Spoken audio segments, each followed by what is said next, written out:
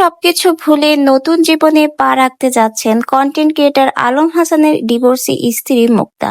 Recently Alam Hasan এবং মুক্তার divorce হয়ে গেছে। এরপরেই কিন্তু সোশ্যাল মিডিয়াতে দেখা গেছে মুক্তার অনেকটা পরিবর্তন। বর্তমানে মুক্তা এখন নিজের পায়ে দাঁড়ানোর চেষ্টা করছে। আলম হাসানের সংসারে থাকতে সে কিছুই করতে পারতো না।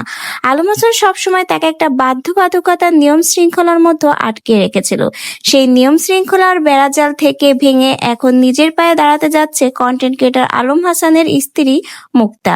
মুক্তা জানিয়েছে সে আর পেছনের দিকে কখনোই ফিরে তাকাবে না। এখন থেকে সামনের দিকে সে এগিয়ে যাবে, সবাই যেন তার পাশে থাকে। আলম হাসান এবং মুক্তার ডিভোর্স নিয়ে সোশ্যাল মিডিয়াতে বেশ আলোচনা চলছে। হঠাৎ করে কেন এই দম্পতিদের ডিভোর্স হয়ে গেল? সোশ্যাল মিডিয়াতে জানা যায় আলম হাসান এবং মুক্তা দুজনের সম্মতিতেই নাকি ডিভোর্স হয়েছে, কিন্তু পরবর্তীতে আলম হাসান দাবি করে সে নাকি মুক্তাকে ডিভোর্স দিতে চায়নি, বাধ্য হয়ে সে মুক্তাকে ডিভোর্স দিয়েছে। ডিভোর্সের প্রধান কারণ ছিল মুক্তা নাকি তার গায়ে হাত তুলতো এবং মুক্তা সবসময় তার মায়ের কথা মতো চলতো। আজকে মুক্তার সংসার ভেঙে যাওয়ার পেছনে একমাত্র দায়ী নাকি তার মা। অন্যদিকে মুক্তা সেও কিন্তু ডিভোর্সের পর আলম হাসানকে নিয়ে নানা রকমের অভিযোগ তুলেছে।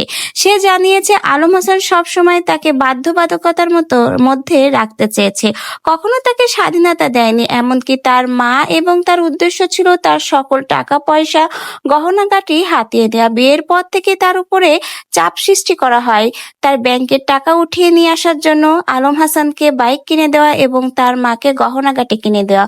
যখন মুক্তা এই বিষয়গুলো বুঝতে পারে যে আলম হাসান আর তার মায়ের ব্যবসায় হলো মেয়েদেরকে বিয়ে করে এভাবে তাদের জিনিসপত্র টাকা পয়সা হাতিয়ে নেওয়া, তারপরে কিন্তু আলম হাসানকে ডিভোর্স দিয়ে তার সংসার থেকে বেরিয়ে আসেন মুক্তা এবং এই কথাগুলোই কিন্তু ডিভোর্সের পরে প্রকাশ্যে এনেছেন মুক্তা।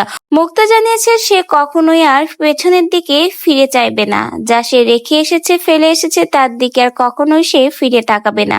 সে এখন কেবলই মাত্র তার নিজের জন্য সামনের দিকে এগিয়ে যাবে।